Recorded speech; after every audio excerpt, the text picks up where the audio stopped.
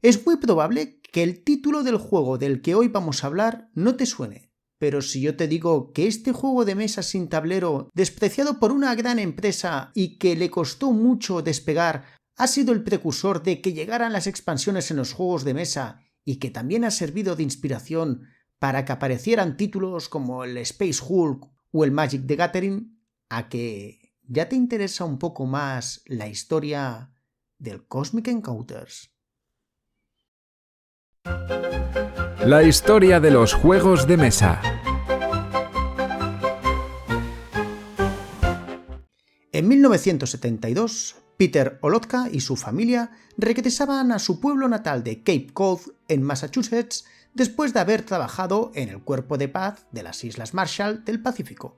Y como había que buscarse la vida, aceptó un trabajo como organizador comunitario para el programa antipobreza de CAPE.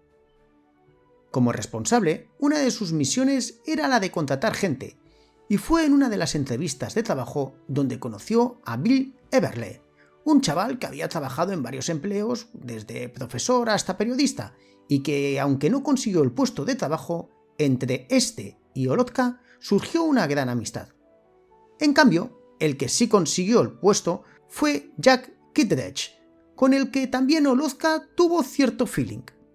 Estos tres compartían una afición a los juegos de mesa, y cierto día Olotka decidió invitarles a una sesión de juegos junto con un amigo suyo llamado Bill Norton, que trabajaba para la campaña presidencial de George McGovern, y los cuatro se marcarían una partidita a eso de tirar dados y moverse por un tablero.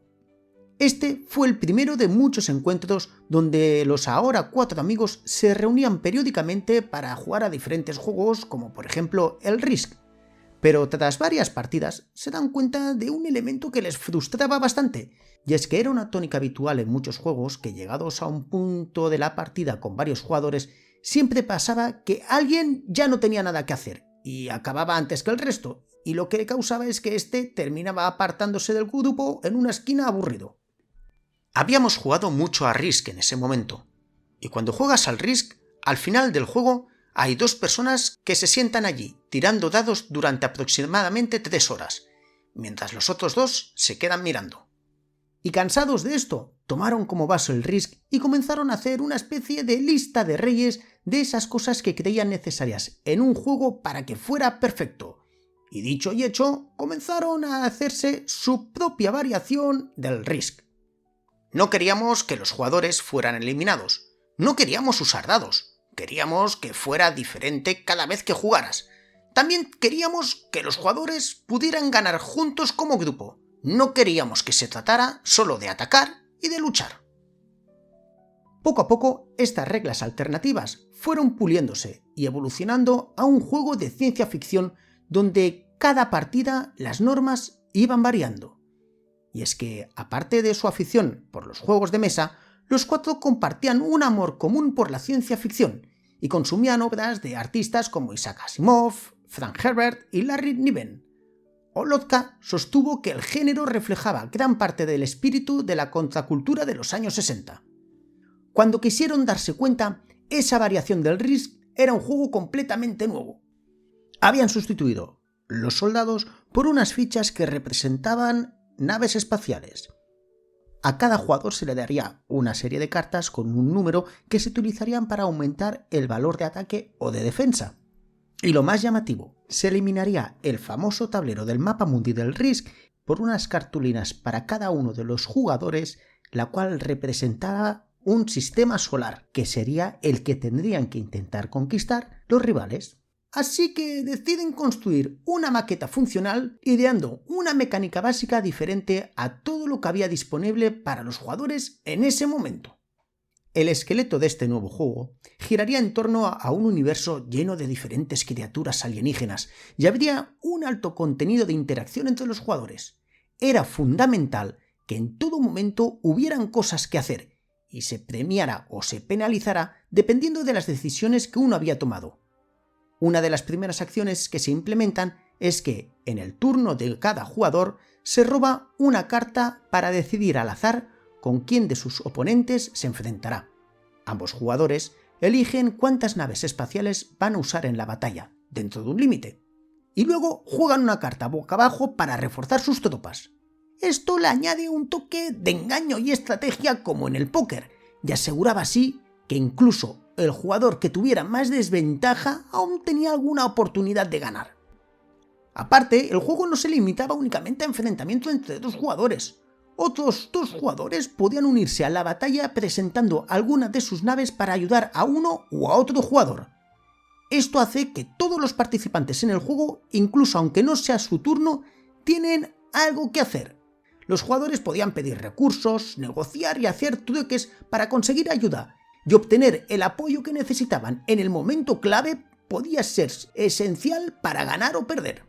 Una de las primeras ideas que se nos ocurrieron fue que si yo ataco y tú negocias, deberías de recibir una compensación por mi comportamiento tan cobarde, así que puedes tomar cartas de mi mano, pero yo podría estar sentado allí esperando que tú tomes cartas malas de mi mano para poder sacar yo algunas mejores.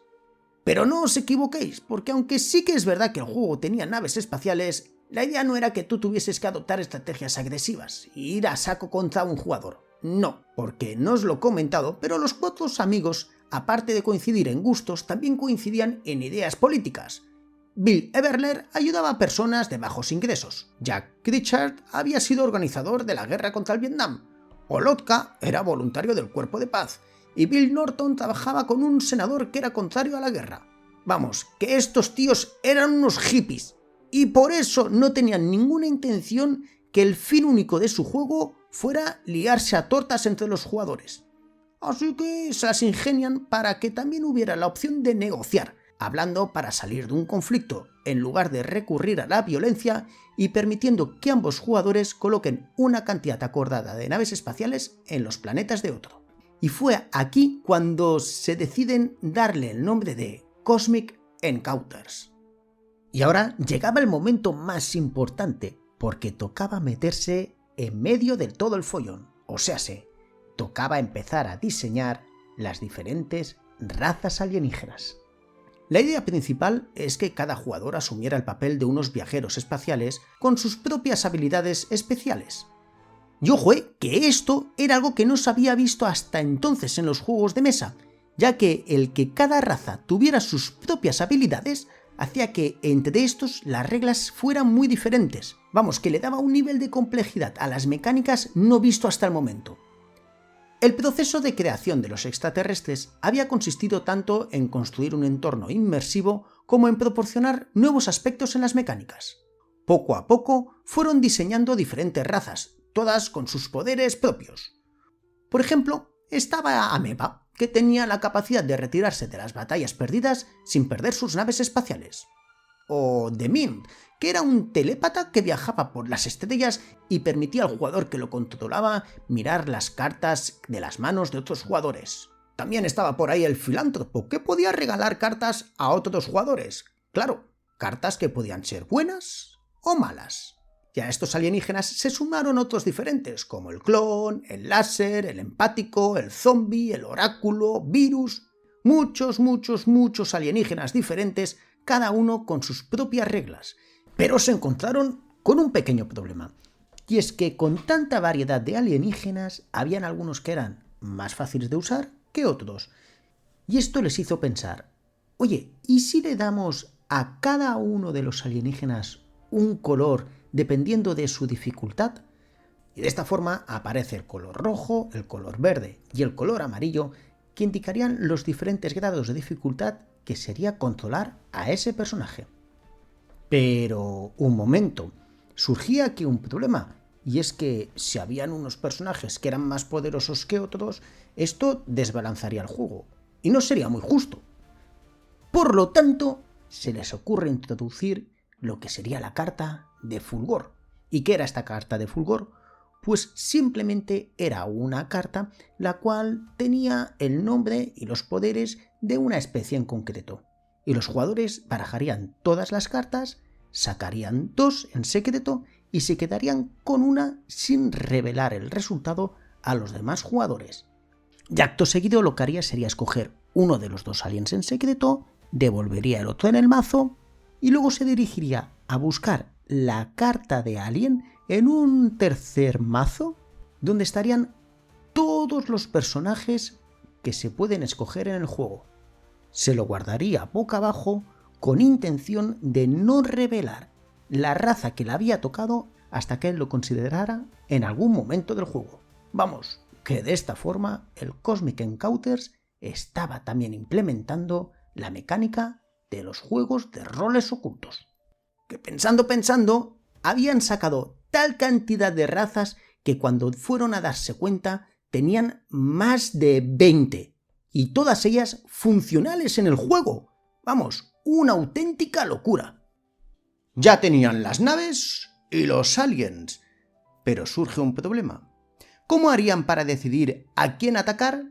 Y es que en este momento toma sentido lo de los colores de los aliens. ¿Recordáis que cada uno de los bichos se le había dado un color según su dificultad? Pues esta decisión hizo que a la par que se implementaran los colores, surgiera el mazo de destino. Este mazo básicamente lo que haría será tener cartas de cada uno de los colores de los aliens que estarían en la partida. Así, si habían personajes jugando el color verde y amarillo, el color rojo se retiraría.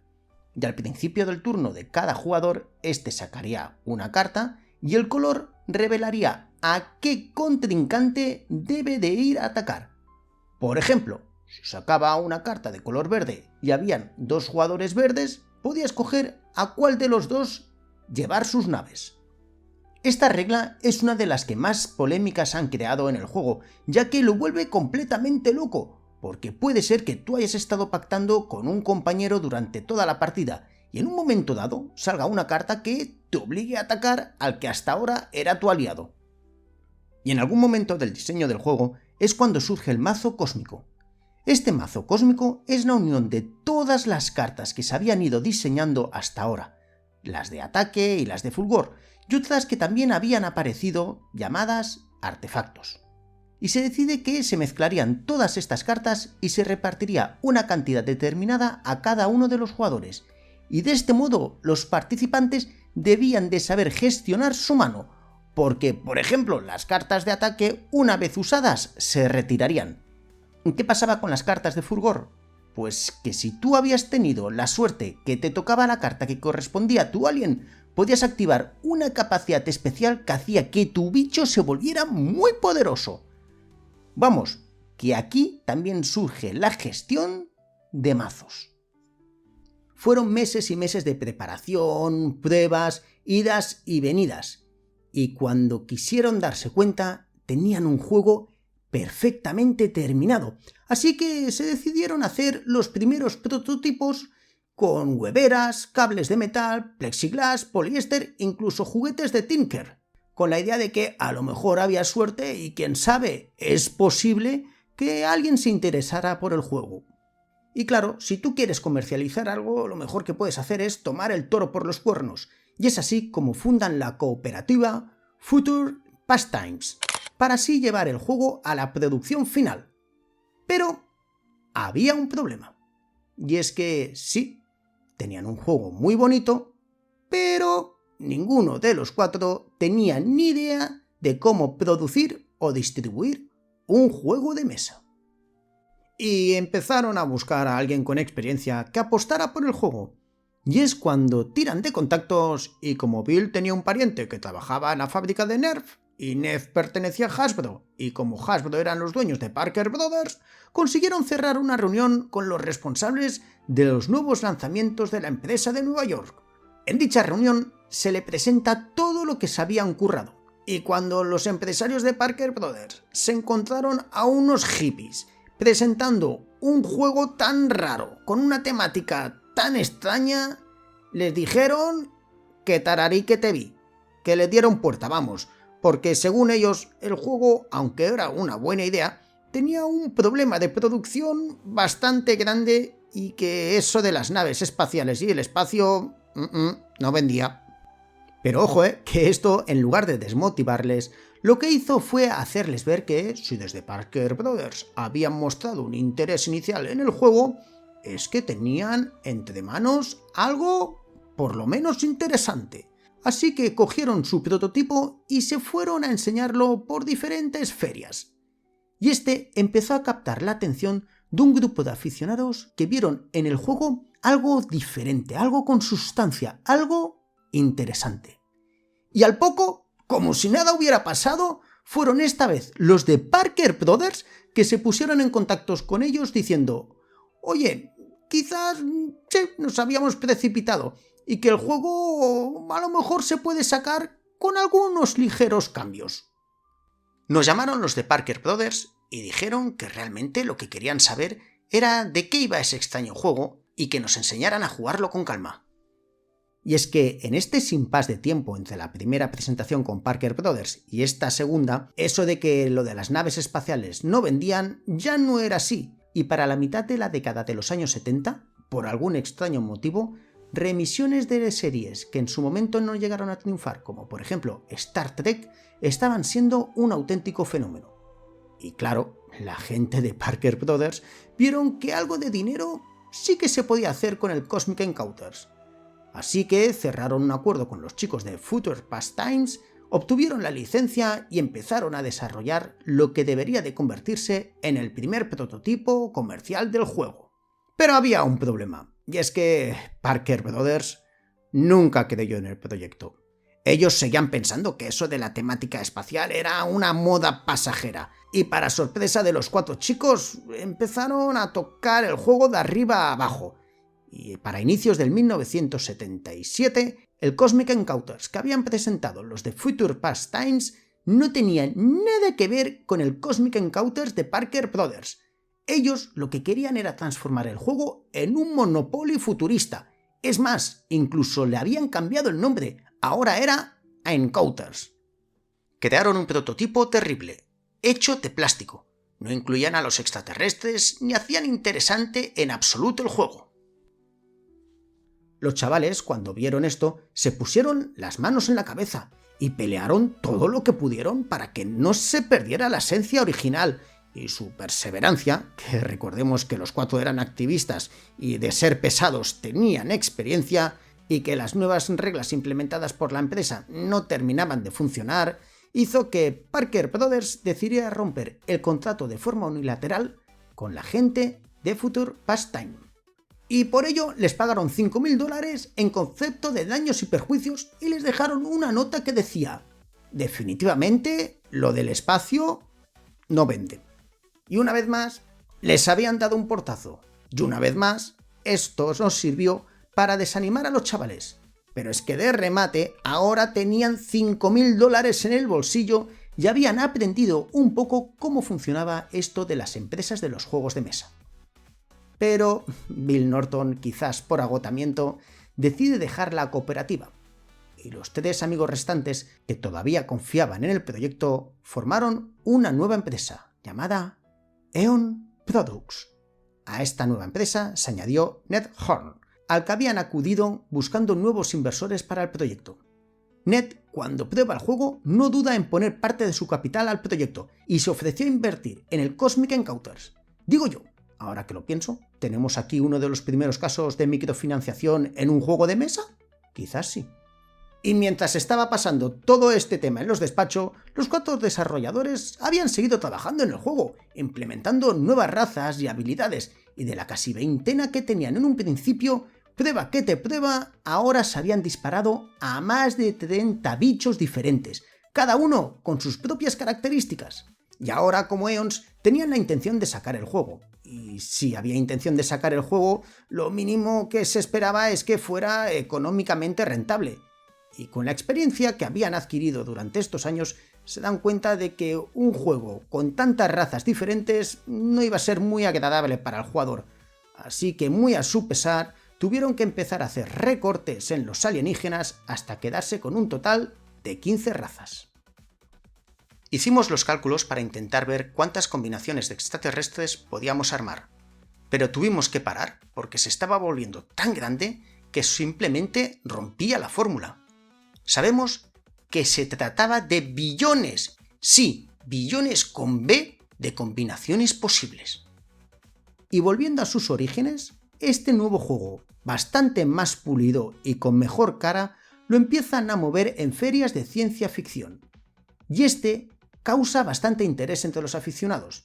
y cuando ya tenían claro que había llegado el momento de lanzar el juego, utilizan todo el dinero que les quedaba para hacer una primera producción del Cosmic Encounters, el cual salió al mercado en el 1977.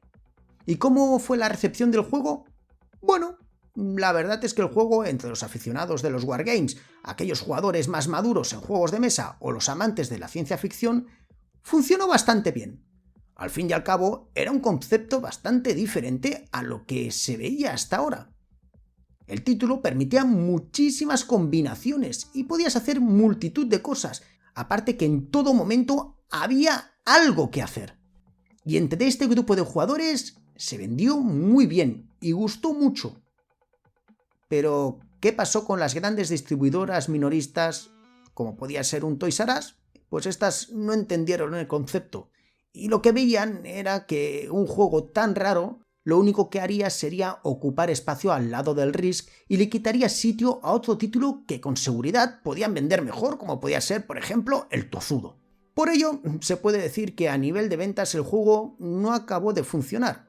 Recuperaron el dinero invertido, y algo incluso llegaron a ganar, pero nada más lejos de considerarse un bombazo como han sido otros títulos. Estás tratando de vender un juego en un mercado en el que no puedes vender un juego. Pero entre todos aquellos que entraron en el juego, se quedaron enganchadísimos, y fueron los mismos aficionados a este los que en cualquier convención en la que iban sus autores les pedían que por favor sacaran más razas, y es a causa de este clamor popular que estos deciden aprovecharse de aquellos alienígenas que desecharon en la fase final del proyecto y lanzan en el mismo año de la publicación del juego las dos primeras expansiones tituladas Expansión 1 y Expansión 2, dando al título más cantidad de aliens con sus propias características. Cada vez que íbamos a una convención, la gente nos decía que querían más jugadores y más extraterrestres, así que recogimos todas estas notas con ideas sobre nuevas cosas que podríamos poner en el juego. Y finalmente tuvimos la idea de lanzar los sets de expansión. Yo creo que debería de recibir 1 centavo cada vez que un juego de mesa venda una expansión. Este concepto de poder adquirir expansiones fue algo totalmente rompedor, y ahora los diseñadores originales vieron que tenían que tirar por aquí y siguieron creando nuevas razas e introduciendo diferentes habilidades y alguna que otra novedad, como la posibilidad de ampliar el número de jugadores hasta 8. La crítica especializada valoró al juego con muy buenas palabras, como la de Tony Watson en el número 14 de la revista Dragón, donde calificó al juego como muy jugable, imaginativo y muy divertido, y que añadió: Cosmic Encounters es un nuevo tipo de juego de ciencia ficción y da en el clavo. Desde el punto de vista físico y de diseño, es un juego muy bueno. En el número 7 de la revista White Dwarf, Fred Hemmings dijo que el juego era sencillo de aprender y al mismo tiempo estaba lleno de buenas ideas y potencial para el jugador. El mismísimo Steve Jackson, creador del Munchkin, dijo en la revista The Space Gamer número 37: «Me gusta Cosmic Encounters, es totalmente original y muy divertido, lo recomiendo sin reservas a los jugadores».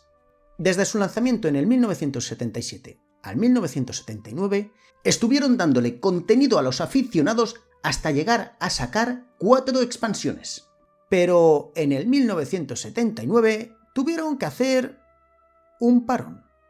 Vale, el juego no había vendido bien, todo eso está claro, pero la calidad de este no había pasado desapercibida por empresas que estaban buscando un contenido fresco y diferente, y una de estas era Avalon Hill.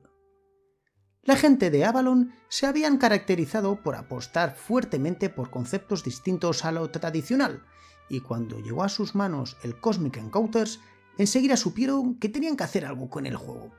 Así que se pusieron en contacto con los 3 desarrolladores que quedaban y les ofrecieron la posibilidad de realizar un juego completamente nuevo.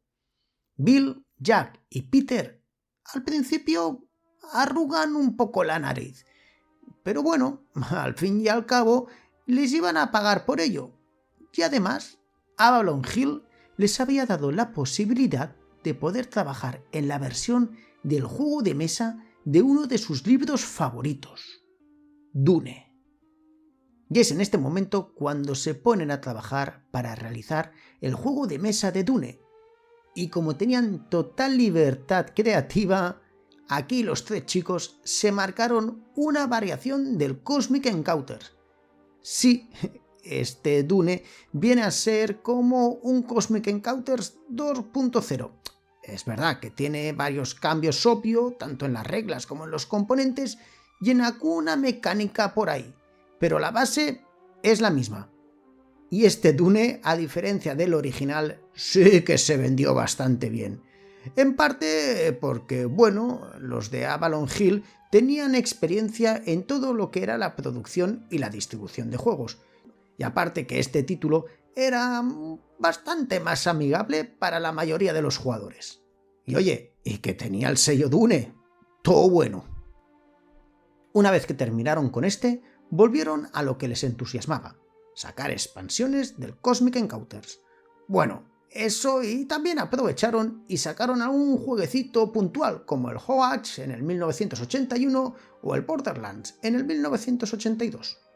Pero del Cosmic Encounters sacaron hasta un total de 9 expansiones que fueron saliendo hasta el 1983, donde con más de 50 razas y más de 70 cartas de encuentros diferentes, los chicos de Eon pusieron el freno de mano, y es que, a pesar de los esfuerzos, el juego no conseguía venderse como ellos querían, y que la autopublicación se habían dado cuenta que no les terminaba de funcionar. Así que este año toman la decisión de hacer dos cosas. La primera de ellas que, bueno, por lo menos podían contentar a aquellos jugadores que disfrutaban con el título, y para ellos se deciden publicar una revista que se editaría cada 2 meses, a la cual llamaron Encounter. Lógicamente, esta fue editada por Jack Kittredge y el resto de la gente de Eon, y la idea sobre todo era promocionar y discutir sobre las diferentes mecánicas del juego. Y bueno, duró lo que duró, 6 números, pero bueno, aunque no estuvo nada mal, porque se pudieron encontrar cosas interesantes. Y la siguiente decisión fue que se pusieron a buscar un editor externo que les ayudaría a mover el juego por otros mercados. Y es así como llegan a West End Games. Estos de West End Games era una empresa fundada en el 1974 para distribuir juegos de guerra, y que tras idas y venidas, en el 1986 se habían hecho un hueco dentro del mundo de los juegos de rol con títulos como el Paranoia, el Cazafantasmas o más recientemente con el Star Wars. Y es así como las dos empresas llegan a un acuerdo, y los de West Ends deciden hacer algunos cambios en el juego, como la inclusión de 20 aliens en lugar de 15 o poner más cartas de encuentro. Se mejoraron un poco los componentes y, lo más importante, se licenciaron varias versiones en el extranjero, incluida la versión británica publicada por Games Workshop. Todo esto tenía que hacer que el juego se vendiera muy bien, aparte se abría a nuevos mercados, que sí, más o menos funcionó, pero en Estados Unidos no. El juego parece ser que seguía resistiéndose, y los de West End, viendo que la cosa no chutaba, decidieron olvidarse del título y pararon su distribución sin tan siquiera sacar una sola expansión. Pero Peter y compañía, si algo habían demostrado, era perseverancia, y siguieron peleando porque el juego tuviera la mejor distribución posible. Y es cuando en el 1991 cierran un acuerdo con Mayfair Games. Esta gente de Mayfair era una empresa de Chicago fundada en el 1981 que todavía no habían sacado un juego con cierto éxito, y cuando se presentó la posibilidad de distribuir el Cosmic Encounters, lucharon con todas sus armas para llevarse con ellos la licencia. Y si Bill, Jack y Peter hubieran estado un poco avispados, quizás no hubieran cometido el error de cerrar un acuerdo con ellos. Porque el problema no estuvo que en esta edición era una versión más sobria y con algunas variaciones en las reglas que no acabaron de gustar, sino que la gente de Mayfair se aprovecharon de los 3 autores para hacerse con la totalidad de los derechos de autor del juego, y durante el tiempo que tuvieron el juego en su poder no pagaron nada de royalties ni a Jack, ni a Peter, ni a Bill, ni por supuesto ni al Norton, que aunque hacía tiempo se había desligado, todavía seguía cobrando sus derechos. My Fair nos privó de los derechos de autor. Simplemente hicieron el juego y lo vendieron sin pagarnos. Renunciamos al contrato porque no nos pagaban y siguieron vendiendo el título hasta que no les quedaba nada. Y nunca nos pagaron. Y sí, My Fair sacó expansiones. La primera de ellas fue el Cosmic Encounters, More Cosmic Encounters, en el 1992, y continuó una versión introductoria simplificando el juego bastante llamado Simply Cosmic, del 1995. Y si tú adquirías estos 3 productos, podías pegarte una partida de hasta 10 jugadores. Ahí es nada. Pero lo dicho, las ventas no acompañaron. Como curiosidad, que sepáis que estos de My Fair Games, donde sí dieron la campanada, fue cuando se trajeron a Estados Unidos un juego que lo estaba petando llamado Los Colonos de Catán. Pero de este ya hablaremos en su momento. Con la entrada del nuevo siglo, el juego seguía en tierra de nadie. Es más, ahora era un título del que se hablaba más por ser la inspiración de juegos como el Magic the Gathering que no por la gente que lo estaba comprando. Y es que si tú querías acercarte a él, lo tenías bastante complicado. Y es entonces cuando un viejo conocido vuelve a salir a la palestra. En el año 2000, Hasbro acababa de comprar Avalon Hill, y el dueño de esta empresa, Mike Gray, era un gran fan del Cosmic Encounters e hizo todo lo posible para que Hasbro comprara los derechos del juego. Mike era un gran fan del Cosmic y estaba al cargo de la empresa Avalon Hill.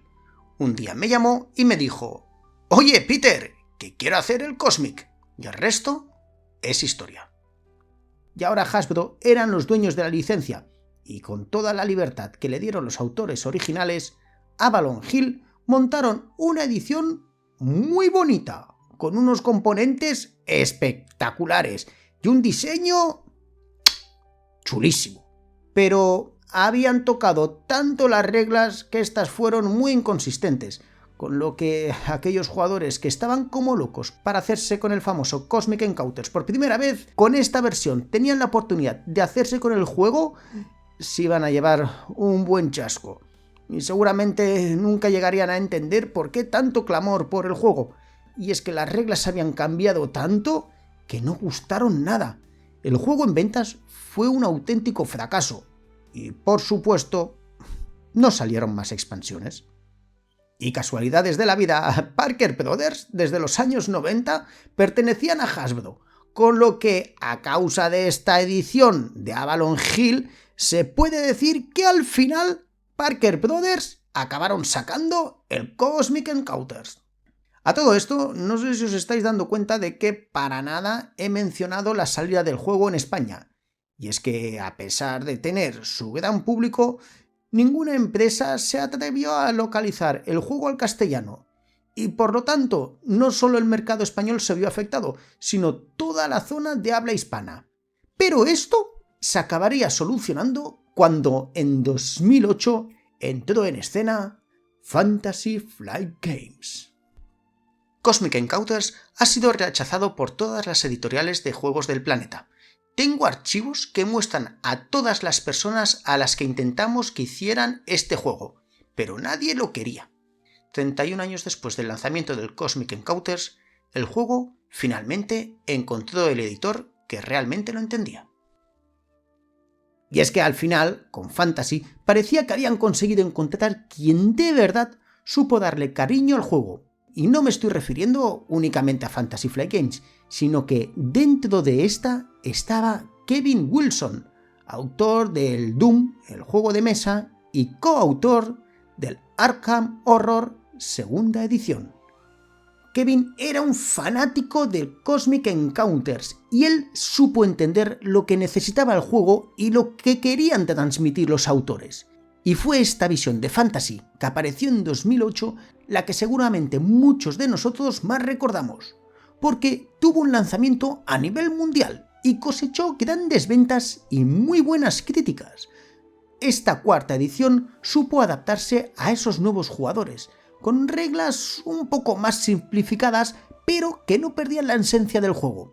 Para la Gen Con del 2008 se hicieron las primeras partidas de demostración y su salida oficial se realizó en diciembre de este mismo año con una versión que incluía un total de hasta 50 alienígenas. Los de Fantasy Flight Games supieron nutrir a la comunidad de jugadores un título vivo, con multitud de expansiones.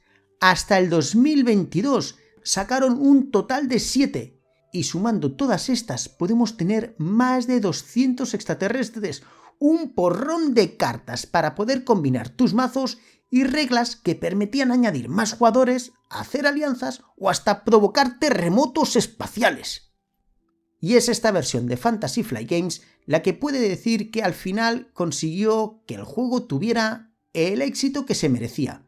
Bueno, hasta cierto modo, porque aunque sí que es verdad que se vendió muchísimo, no se puede decir que las ventas de este fueran como las de otros grandes títulos que han permitido a sus autores jubilarse con su invento. Y si tú te quieres hacer con el juego hoy en día, pues tienes un problema, porque no se ha vuelto a editar y no tiene pinta de que esto vuelva a ser. Al fin y al cabo, el mercado de los juegos de mesa está hoy en día tan colapsado que un juego como el Cosmic Encounters difícilmente tiene su huequecito. Aunque yo estoy convencido que si alguna editorial se atreve a sacarlo, un buen pellizco de dinero se va a llevar por las ventas de este. Y para finalizar, deciros que sí, este juego también hizo sus pinitos en el mundo del digital, con el Cosmic Encounters Online, lanzado en el 2010 en pleno boom de los juegos online. Esta versión tenía 35 poderes, incluía 4 nuevos alienígenas y 2 más que fueron diseñados para jugar en línea, pero no acabó de funcionar y los servidores fueron cerrados. Y si tú ahora quieres jugar en un dispositivo electrónico, no te queda más que irte a cualquiera de las versiones del juego que existen para el tablet top. Y otro producto que salió fue el Cosmic Encounters Duel. Porque sí, esto es uno de los problemas que tenía el juego, y es que el Cosmic Encounters original, con 2 jugadores, sí que tenía unas reglas por ahí, pero no acababan de funcionar. Por eso los de Fantasy Flight Games lanzaron junto con Peter Olotka esta versión, que adaptaba toda la esencia del Cosmic Encounters en partidas de 1 contra 1. Y sí, aquí también había muchos bichitos. Y esta es la historia de un juego que quizás muy pocos conocíais, que le costó mucho llegar al gran público y aún así no ha llegado a tener el reconocimiento en cifras de ventas que quizás se merece, pero que ha servido de base para que nos llegaran títulos tan aclamados como el Dune, el Small World o el Magic the Gathering. Cosmic Encounters abrió los ojos a los diseñadores en cuanto a lo mucho que se puede hacer con un juego de mesa. Dijimos que queríamos que el juego se sintiera como esas experiencias que teníamos cuando leíamos ciencia ficción, donde sucede lo inesperado.